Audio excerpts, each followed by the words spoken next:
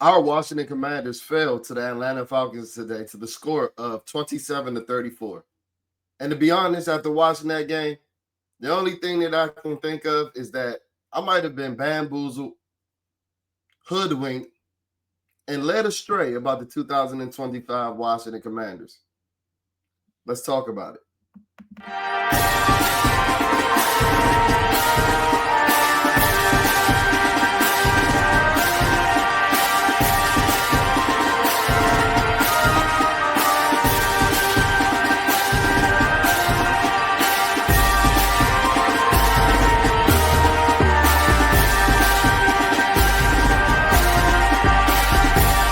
What is up, guys? Welcome back to the channel and welcome back to another episode of Bleeding BNG. Yeah, you heard it in the cold open, and I'm trying to be, as reasonable as possible. We are 2-2, and I'm not trying to be as hyperbolic, but the reality is what it is. The reality still stands. But before we get too deep into this video, you already know what I'm gonna say. Be sure to smash that like button. Be sure to smash that subscribe button and flood the comment section so you're not missing any of this content from Bleeding BNG on your Washington Commanders. But the reality still stands with your 2025 Washington Commanders. And I was hesitant on saying this, but some 4 hours after the game, I'm like, nah, stand 10 toes on what you believe in, because you know you come to Bleeding BNG for the most raw, uncut, and unfiltered analysis on your Washington Commanders. And I'm going to give it to you right now. The reality of the 2025 Washington Commanders is that this team is still in rebuild mode. This team is still rebuilding. And yes, the 2024 Washington Commanders, that roster got masked. The talent of that roster got masked by the greatest rookie quarterback season of all time. But when you step back and look at that roster objectively, and then look at the 2025 roster, there are still levels to this. Yes, I know we made the NFC Championship game, but that was due to us being a product of our quarterback having the greatest quarterback in rookie season of all time. We haven't been afforded that luxury in 2025. Shit, he's only played in 2 of the 4 games. And let me get it out of the way now. You see, I got my Jalen and Terry shirt on because we do need these guys. And I know a lot of you guys are going to flood the comment section and be like, dude, calm down. We didn't have Jalen. We didn't have Terry McLaurin. I'm going to acknowledge that right here. I'm going to acknowledge it right here. I don't want to see a bunch of comments about it in the comment section, though. You've heard me say it. But this roster still has a long way to go with or without Jaden Daniels and Terry McLaurin. With or without Terry McLaurin and Jaden Daniels. Because if you look at this roster objectively, as I mentioned, you'll take a step back and realize we rely on a plethora of old head, once former elite, some of them even Hall of Famers. We rely on a bunch of once former elite players to chase ghosts of their past from 6 and 7 years ago. Bobby Wagner and Von Miller, thank you guys for your services. Y'all might as well start getting fitted for them gold jackets, my boy.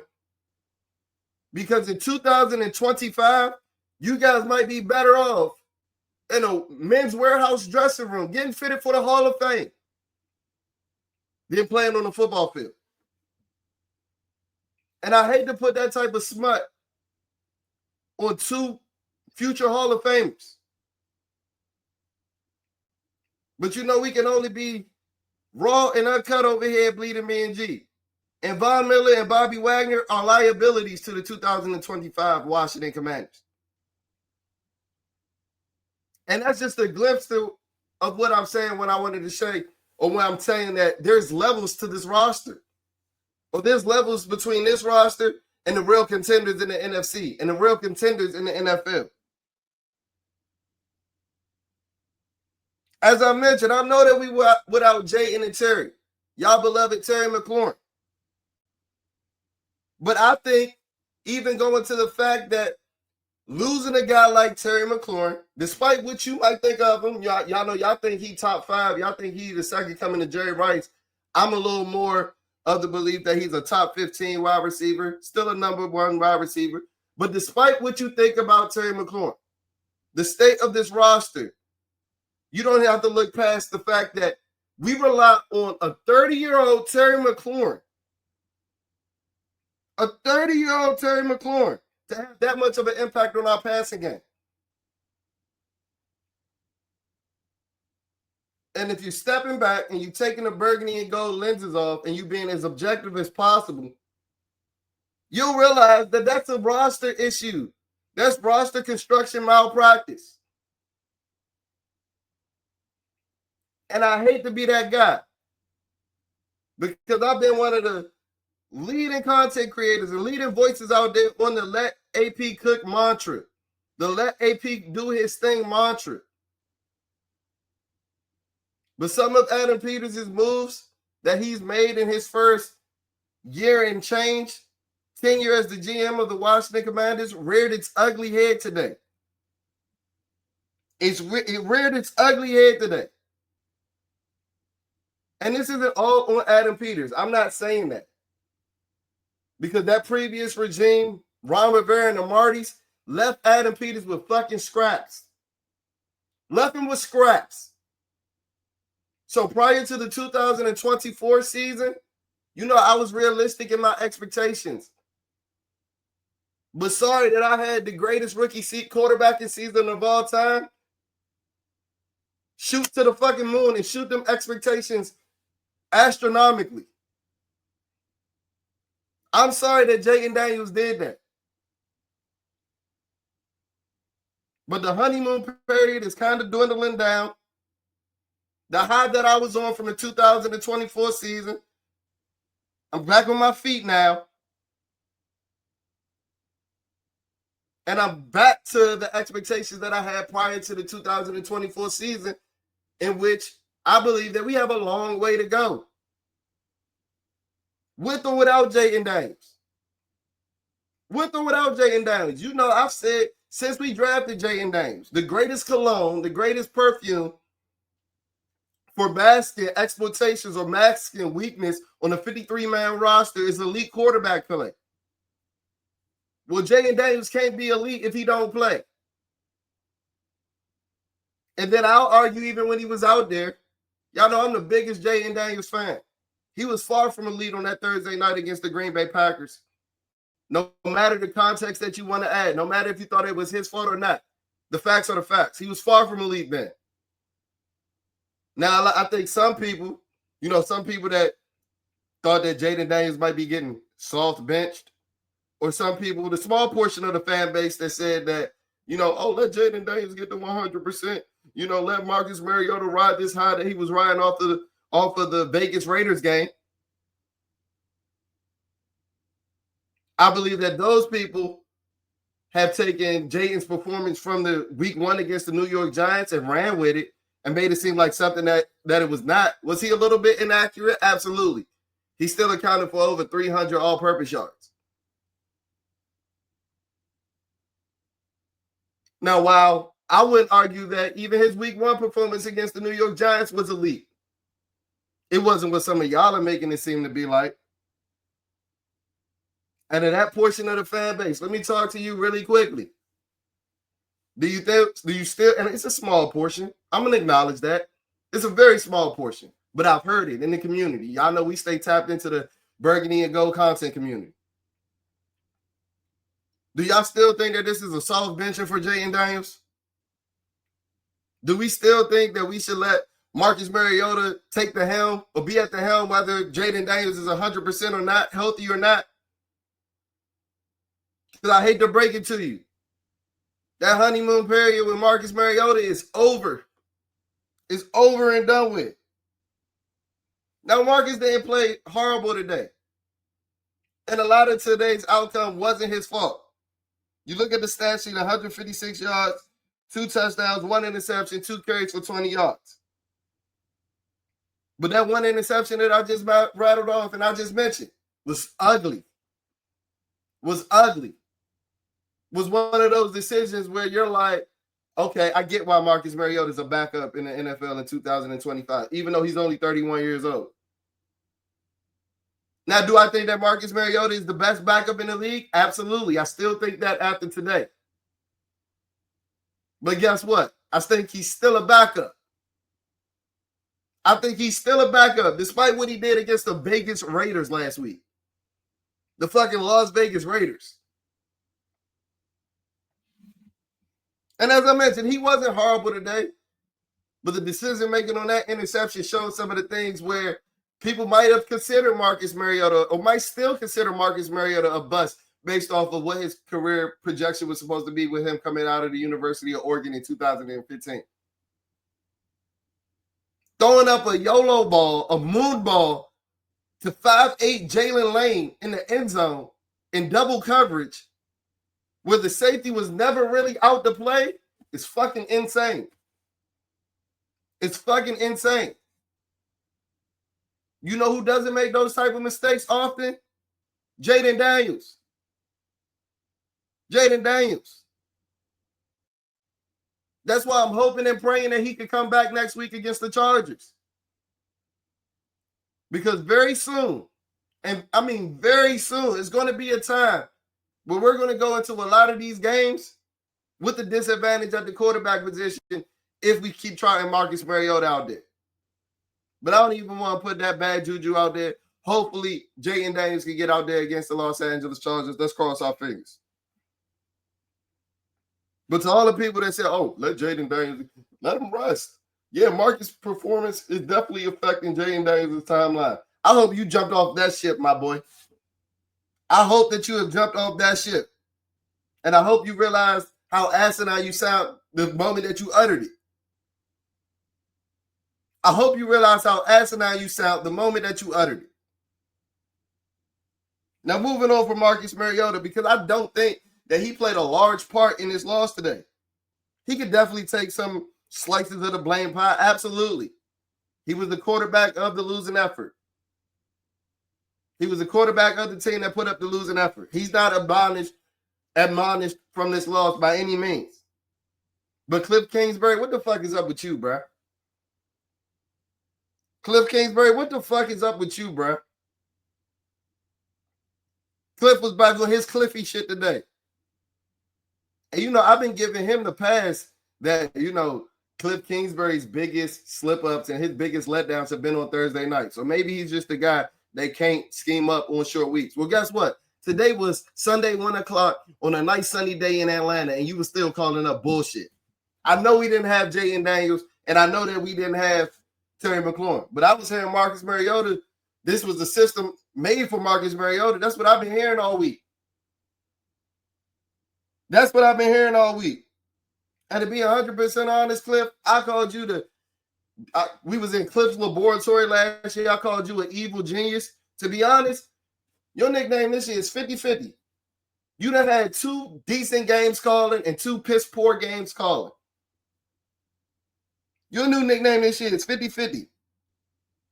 The run on 2nd and long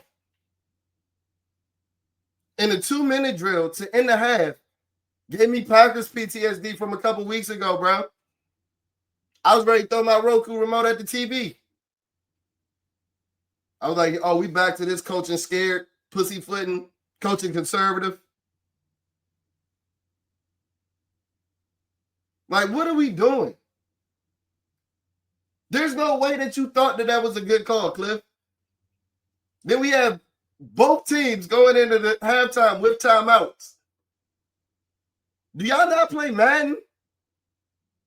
Is there nobody keeping track of the time and the clock management? We were so amazing at that last year. What the fuck happened? What the hell happened? And then in the game, without Jaden Daniels and without Terry McLaurin, you give your 3-headed running back by committee a total of 16 carries. A total of 16 carries between 3 players. Cliff Kingsbury saw Chris Rodriguez break off a 50-yard run in the first quarter and proceeded to give him the ball 4 more times after that. And I get it. I already know what you're about to say.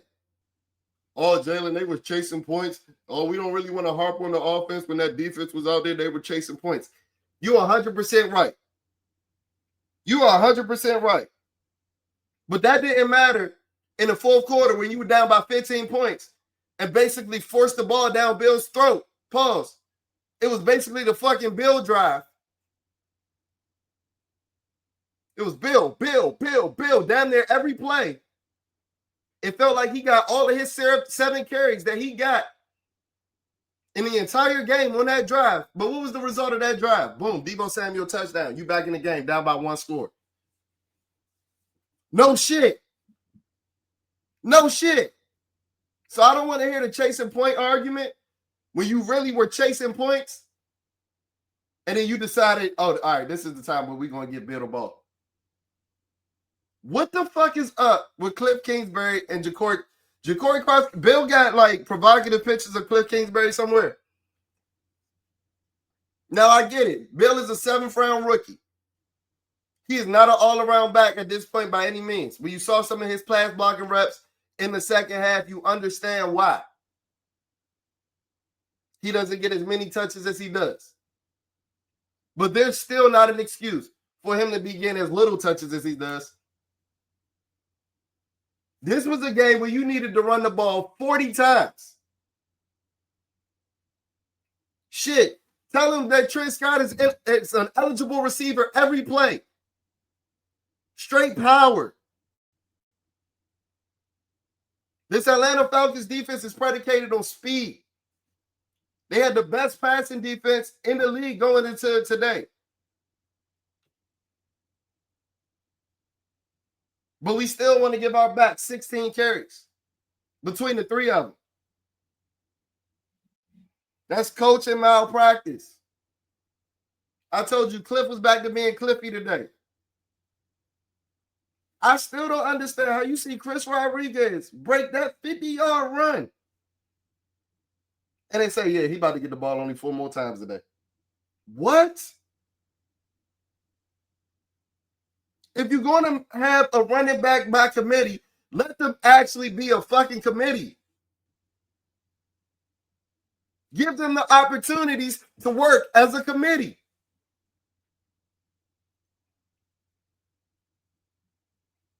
So we were definitely subject to a lot of coaching idiocy today and coaching malpractice today. And I'm talking a lot about Cliff Kingsbury. But he wasn't the worst coordinator for the Washington Commanders today. Just wait. Just wait. And if you're wondering who we talking about, you already know. Cross-eyed Joe. Stay tuned for the Cross-eyed Joe segment. Make sure you stay tuned for the Cross-eyed Joe segment. The offensive line wasn't horrible today, in my opinion. I think Josh Connolly played probably his 2nd best game this season. The offensive line wasn't that bad today, outside of fucking Tyler Biotics forgetting how to fucking snap the ball. Tyler Biotics ain't been the same since the first half of 2024. You know, a lot of people just act like we were good money at the center position all offseason, acting like Tyler Biotics is some type of all-pro. We can definitely improve at the center position in the offseason.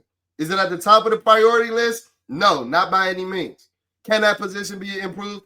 Abso-fucking-lutely. Abso-fucking-lutely.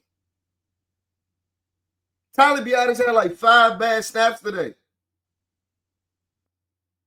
Like, is Jalen Daniels that much taller than Marcus Mariota? Why the fucking snap so low, bro? You've been playing with him for 2 weeks now. And then Brandon Coleman might just be fucking cooked, y'all. Brandon Coleman might just be cooked. Chris Paul had another solid outing today.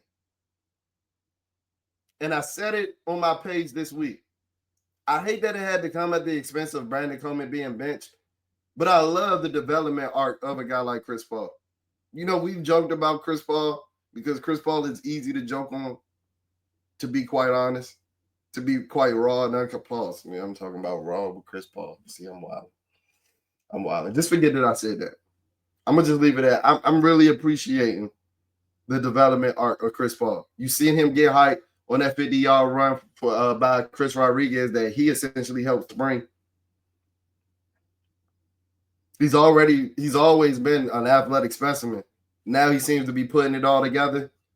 I wouldn't mind his sign if he keeps this play up, signing Chris Paul to a contract extension come the offseason. Oh shit, at some point this season. Sticking with the pass, moving on to the pass catches, which I think was probably the best part of the offense today, even though we did only have 156 yards. It was nice to see Luke McCaffrey stack weeks. If you look at the stat sheet, it wasn't crazy. 2 for 21, but he did have a touchdown, and he did have another penalty that was called back. Shit, I just like the aggressiveness.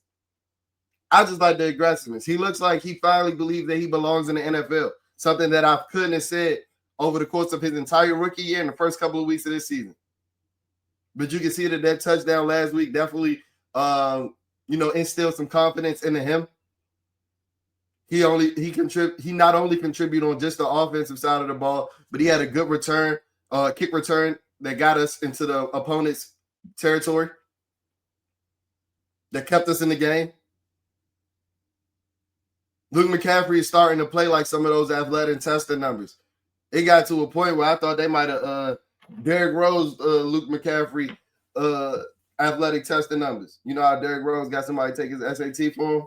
I think Luke McCaffrey got a brother to test at the combine for him in whiteface, based on some of the things that he done over the course of his first year or so.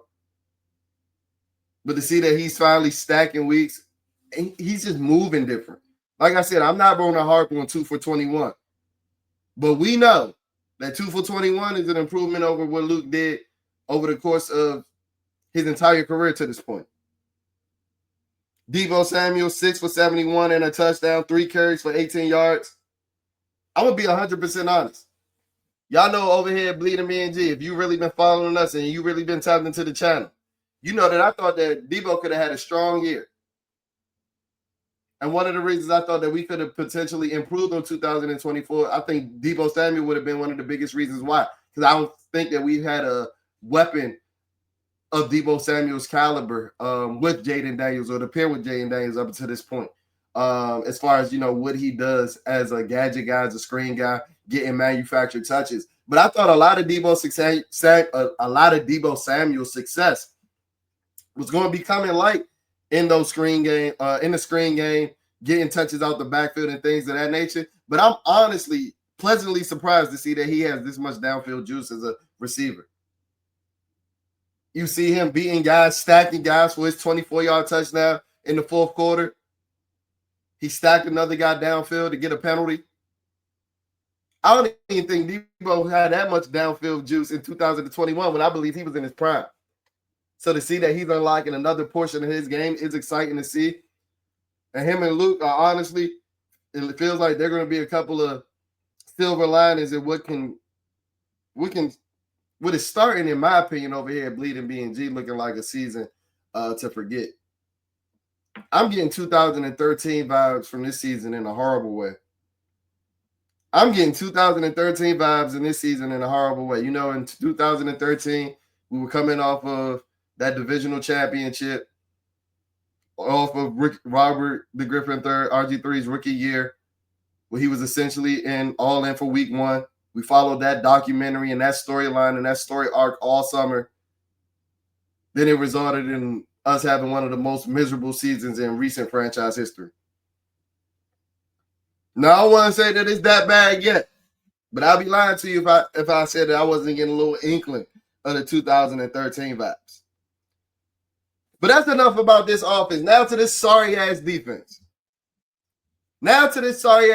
Bro. I told y'all in the reaction video, this is why y'all got to tap into every piece of content that we put out over here at Bleeding B&G. You don't know where we going to ramble off thoughts. I told y'all in the reaction video last week, you cannot trust a cross-eyed defensive coordinator. You cannot trust a cross-eyed defensive coordinator.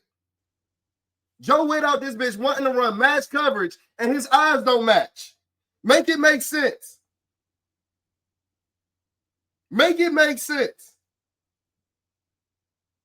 And it ain't just a Joe Witt issue. I think he's a prime cause of it, though. I think he has a big slice in his blame pie. But it ain't like he got elite all-pro players out there on that defensive side of the ball by any means. Marshawn Lattimore, who was once believed to be elite and all-pro, is at the point of no return. Marshawn Lattimore is damaged goods. And I think that we can officially declare that a loss for Adam Peters at the negotiation table. Giving up as many mid-round draft picks as he did for fucking Marshawn Lattimore, who hasn't bought his hamstring back from fucking New Orleans. He never bought his hamstring with him to Washington from New Orleans. He never bought his hamstring with him to Washington from New Orleans. That joint's still on Bourbon Street cooling somewhere. Probably at Wet Willie's getting a drink right now watching Sunday Night Football. He's done. He is damaged goods. Pack him up. And y'all know, for everybody that's been watching football for a while, you know exactly what I'm talking about when I'm about to say this. He looks like them old-ass corners that we see who know they can't run anymore. So they start playing with no technique, just grabbing niggas and hand fighting. Think 2019 Josh Norman. He know he can't run no more, so he got to use his old man strength. That's the only thing that he can rely on at this point to hold a nigga up illegally as he's running his route. Bro, Marshawn grabbed Drake London and still got flame broiled for a 50-yard game by Drake London, who did everything in his power to duck every 40-yard dash in his entire life. That should tell you how slow Drake London is. Drake London, solid receiver. Drake London is a hell of a receiver. He would be wide receiver 1 on this football team right now. Debate your mother. But Drake London is far from a speed demon. And Marshawn Lattimore grabbed this nigga, held him up, and still got beat by 3 steps by a nigga that was running a 4.7 coming out of college.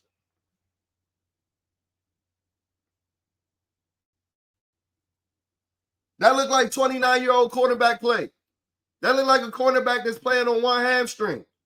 That looked like a cornerback that just ain't got it no more.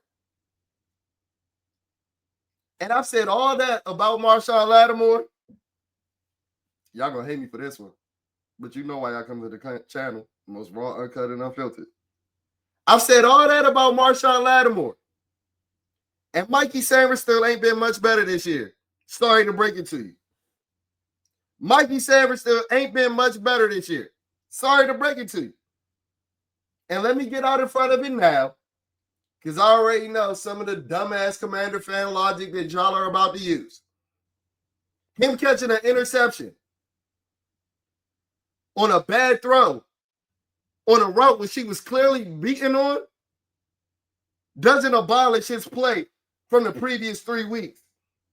Doesn't abolish his play from the first half of this game when Drake London was taking him behind the woodshed. It doesn't abolish the fact that Mikey Sanders still has not played a good game this season. 1 interception in week 4 of the 2025 season isn't going to change that fact. I'm glad he made the play. Good hands. Wasn't like he just took away the receiver. Michael Penix gave you a chance, and we couldn't capitalize off of it. One silver lining for the defense, it looks like we might have found the real Frankie Louvu, y'all. You know, I was questioning if his powers was that by the Monstars. I didn't know what the fuck was going on. It looks like we might have found the real Frankie Louvu. Big Oos. It looked like Oos might be back. I'm going to need him to find the rest of his teammates on the defensive side of the ball up. Because I know I talked about him at the beginning of the episode. But it has to be said. It has to be said. Bobby Wagner looked like we need to get him a life alert necklace, bro. Bobby Wagner looks like we need to give him a life alert necklace, bro. He looked like he liable to pass out on the field at any moment. Hall of Fame player, one of the best linebackers of the decade in recent memory, but he's cooked. Bobby Wagner's cooked. And this is why you need to check out every piece of content that we do. Go check the Commander Caucus stream that we did this past Wednesday. I called it, bro. I know y'all hate when I run my victory laps. Y'all hate when I toot my little horn. Fucking weirdos. I don't know why y'all do, but I wouldn't run victory laps if I wasn't right. But I called this one. Go look at the stream if you think I'm lying. Matter of fact, I think I might add it as a short. Because I already knew the nut shit that Joe Witt ass was going to be on today. He got a hard on for man and match coverage. Like he ain't got fucking AARP citizens out there, motherfucker. Like he ain't got senior citizens out there. You want to check niggas one-on-one. But as I said, I called it on the Commander Caucus stream on Wednesday. I said if Joe Witt trots Bobby Wagner out there on B. John Robinson and man-to-man, his hamstring is going to be left in Atlanta, bro. And I just got off the phone with JP Finley. I don't think Bobby Wagner's hamstring made the flight back home. Bijan Robinson had Bobby Wagner in hell. And it wasn't just Bobby Wagner. We saw him dragging his nuts on the entire defense, and we thought the answer was putting Grandpa Bobby on him. Oh, yeah, Bobby going to take him away. Joe Witt must think that Bobby Wagner still got the shutdown badge that he had in Madden 16. He don't realize Madden 16 came out 10 years ago.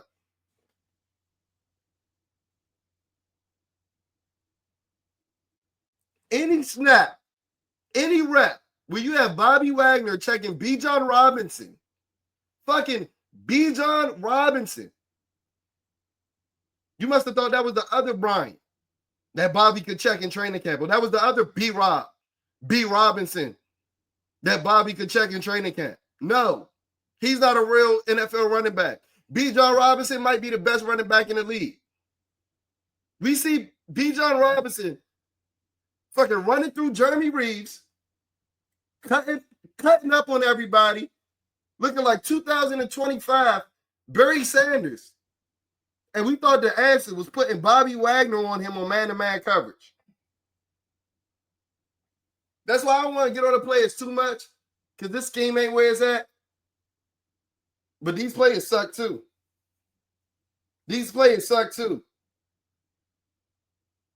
Either the scheme ain't it, or you don't have the players to run your scheme. So do we need to talk to Adam Peters or do we need to talk to Joe Witt? Y'all let me know. I don't mind speaking to either one. I think the interior defensive line flashed today.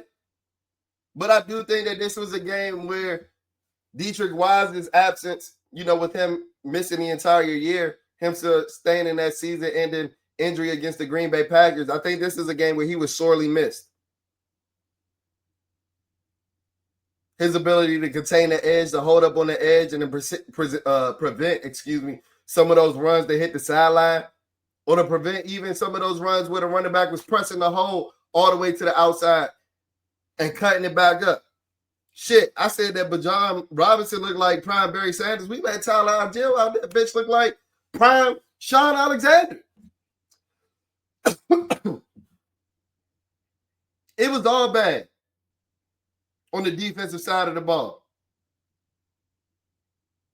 Despite a few flashes from Javon Kinlaw, Deron Payne, and Frankie Louvu.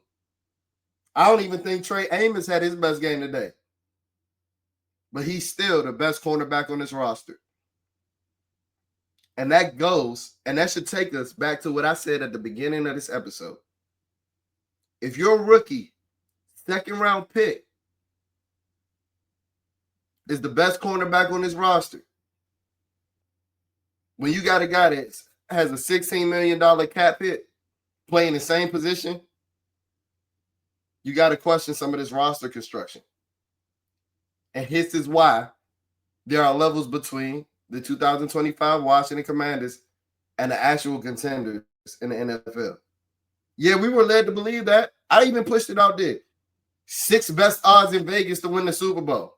something I haven't seen in my entire life. But reality is set in. And this feels like every other year of my entire life outside of 2024. That'll do it for this episode, man. I'm frustrated.